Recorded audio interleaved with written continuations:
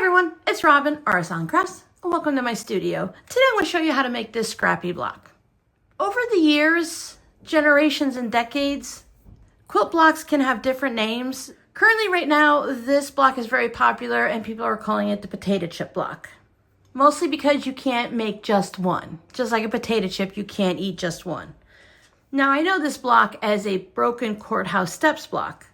Normally when you're making the courthouse steps, you'll have something here in the center, and this one right here and this one right here will just be one piece of fabric. And because it has little bricks, it's considered Broken Courthouse Steps. I was trying to find the origins of the potato chip versus the Broken Courthouse Steps block. I can find the potato chip block back to 2009 in a few different blog posts. But as I mentioned, it has a resurgence right now. Now, the courthouse step block, that's been around for generations and decades. It's one of the, we'll call maybe the original blocks to go with the log cabin, the courthouse steps, 9-patch, 4-patch. It's like those base set of blocks that we can make for our quilts. Does it matter what it's called? Not in the least. All that matters is for this block, we are going to use our scraps and make a block. 2 blocks, 12 blocks, as many as you want. Today I'm going to show you how to make a 12.5-inch block. Now for your 12.5-inch block, you're going to be using bricks that measure 2.5 by 4.5. So 2.5 inches this way and 4.5 inches that way. I'm starting my center with 2 rectangles, but you can start yours with a square. Since our bricks are 4.5 inches, if we were to start with a center block, it would be a 4.5-inch square. Now you can change up the size of this block simply by changing up the size of your bricks. Now remember when we're doing quilting, it's 2.5 by 4.5, but once it's sewn in, this one right here is 2 by 4. So you may notice it's a 1-to-2 ratio. So if you want to make your bricks smaller or you want to make them larger, whatever height you have, you double it for your length. It's very similar to make from flying geese blocks. We just need to maintain that rectangle. So for this block, we're going to have 18 of them. I've already made this first block. It's very, very scrappy. I'm going to show you a second variation just simply by changing up the colors. Now for this variation, I have a combination of blacks and grays and whites as my main fabric from the center and the outer border. And then I have the orange main color, a little bit of white, a little bit of black to go around that second ring. For this one, I am using a Midnight Magic 2 charm pack. This was another charm pack that I just had a few pieces left over. Great way to use up scraps, great way to use up leftover charm packs, because you can just cut your charm pack in half and it'll be 2.5 inches, and then you just trim it down to the 4 inches. So I have this left over. It's going to go back into my leftover charm bin, and I can pull it out for another project. I could make more than just one block with this, but I just wanted to have a little bit of fun today to show you how you can alternate the colors.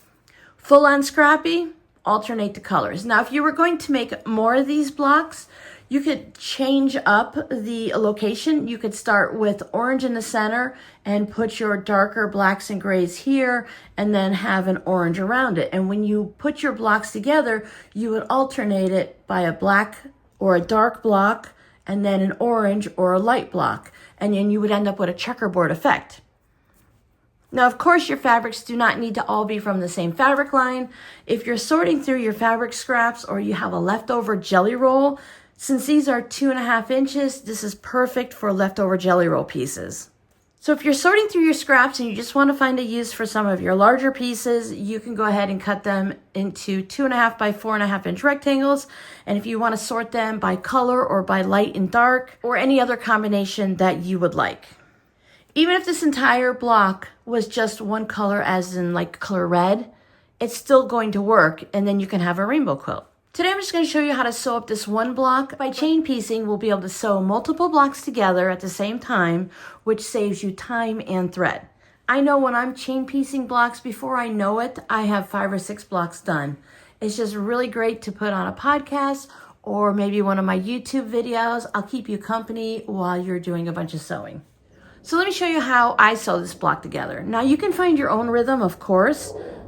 This is just how I do it. I like to start in the center by sewing these two rectangles together. I'm using a 1/4 of an inch seam. A block like this is really great to practice your 1/4 inch seam. And I'm using a 2.0 stitch length.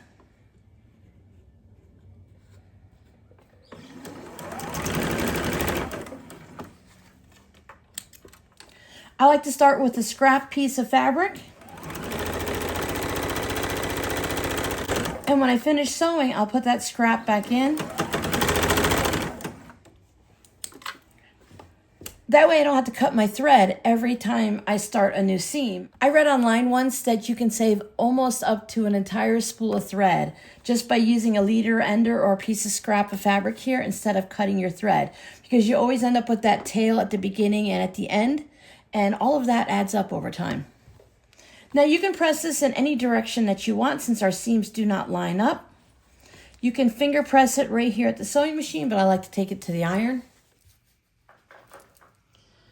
Now we have these two side pieces that I'll sew on next. I sew on the one piece.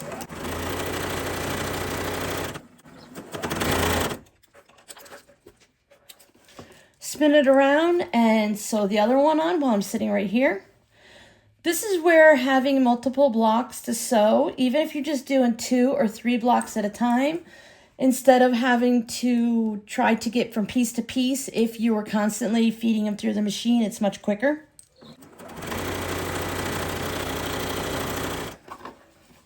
Take it and press it away from the center. Now, if you have your block laid out in a specific layout that you want to keep each piece of fabric exactly where it is, take a picture of it with your phone so as you start sewing pieces together, you won't lose anything. Now, top and bottom here will be next. I'll go ahead and sew this seam here and this seam there. Now, you can use pins and clips, of course. It's a short seam, so I just go ahead and take it over. Just make sure everyone stays nice and neat and lined up. Press both of those seams.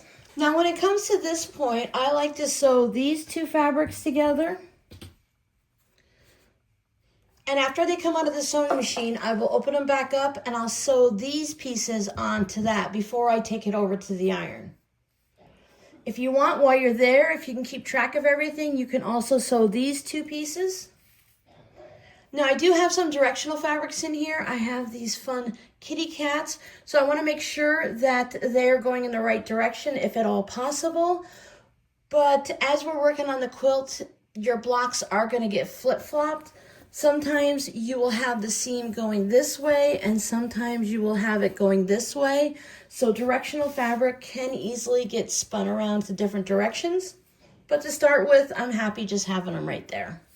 I sewed these together, just pressed them one way, same thing with the top, and then I went ahead and I sewed this. So now we have all of these pieces. I will take this to the sewing machine, I'll sew that piece on, and I'll sew that piece on, press it to the outside. And then I can come back to the sewing machine and sew these two on, press it to the outside, and then the last two. Now remember, this is how I'm sewing this block together. And to be honest with you, this is how I'm sewing this block together today. Now tomorrow, I might make the same block and sew it together a different way. This block is so easy. It's the potato chip block because you can make it the way that works for you. Your fabrics, your style of sewing. Once it's done, all of our blocks are going to look the same, no matter what order you sew it together.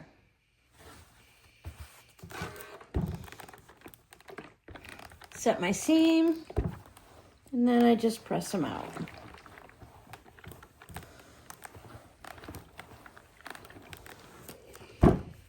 If you're doing this version, just pay attention as you're sewing it together, because I ended up taking one of these pieces and I stitched it on here. And once I opened it up to press it, I realized real quick that that was wrong. So I took it off and I moved it to where it belongs. If you're doing the scrappy version, then it really doesn't matter where anything goes because it's everywhere. Now I'm putting the last two pieces on, and I paused for a moment to let you guys in on a little secret here. When I was making the original one, This block isn't 12.5 inches square like it's supposed to be. Mine's a little bit off. Maybe my fabrics aren't cut perfectly. They are from a charm pack, so they could be a little off, or I could have cut them a little off. Maybe my 1/4 inch wasn't the perfect 1/4 inch, but it's going to be okay. I don't know how well this one's going to match up, but let's talk through it. When I go to put this piece on, I want to make sure that this edge right here is lined up. You could put a pin or a clip in it, and I want to make sure this side is lined up.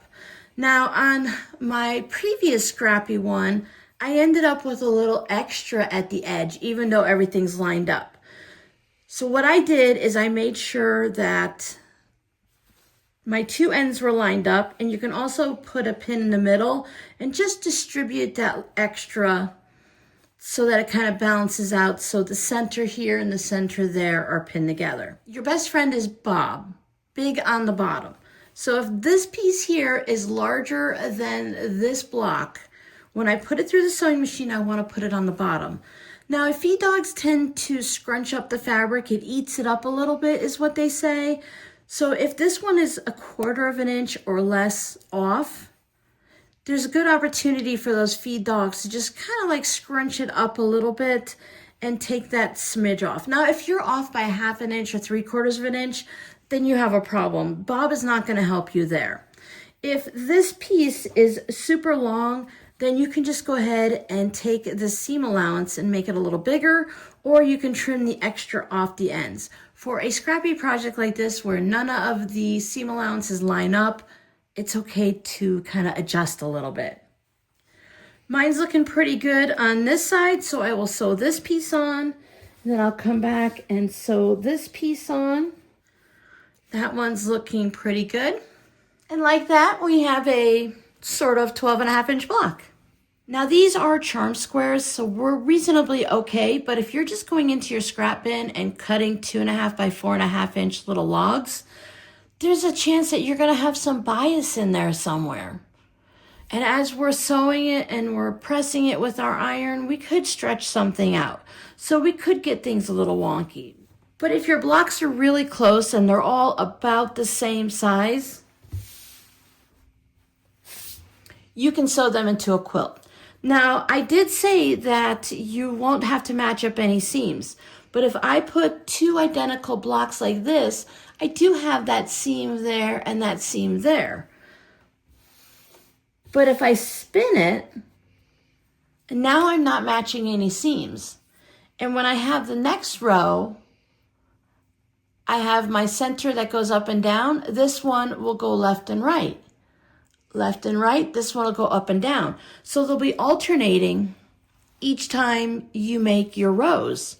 And you won't have to worry about matching up any seams, which is really great if you're a beginner or you just don't want to think that much while you're sewing. So plan your block or plan to be scrappy. I think this is a great way to use up your scraps. Call it the potato chip block, call it a Broken Courthouse Steps.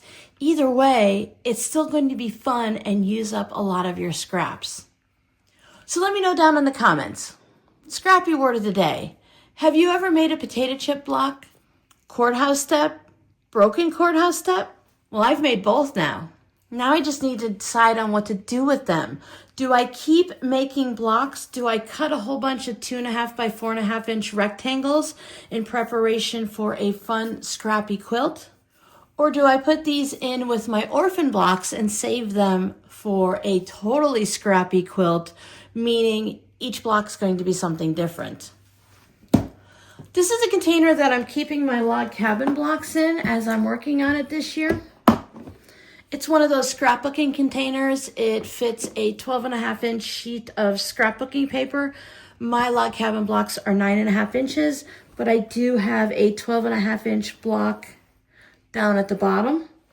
When working on projects like this, I think these containers are great for storing all of your bits. It keeps everything together. Otherwise, I use Ziploc baggies, or I have these plastic trays that I picked up at the Dollar Tree. Anything that works for you to keep everything together so that when you want to have a day of just sewing and you don't want to think and you just want to enjoy yourself, you can go ahead and pull out your bin and work on your scrappy blocks. I also have this notebook. Of course, I picked it up at the Dollar Tree because why not? And I write notes down on when I'm working on these types of projects, and then I can keep it right inside my bin. For my log cabin project, I only needed a little piece of paper so that I knew exactly how many blocks I needed to make. 90, by the way. But for this project, I made a little color example, definitely not to scale, because look at the size of those logs. Just so I can set this down by my machine and I can keep an eye on it until I make my first block, or as I'm refreshing myself 6 months from now and I forgot how I made them. If I make any adjustments based on a pattern I saw or I watched a video, I'll put the name of the video down, I'll put the date I started, any little notes that I need to take that I changed it. Maybe I decided I want to make a quilt with 20 12.5-inch blocks, 5x4, and I want to alternate this center color. So this one's orange, maybe I want to make all rainbow colors. So I need to have 2 oranges, 4 green, 2 purple, a white, whatever. You put all those notes here because you think you're going to remember it, and maybe you're one of those lucky people that you will. But once I turn off my phone here and I walk away and I make dinner, when I come back tonight, I might not even remember how I made the block. Definitely not going to remember 6 months from now or 3 years from now.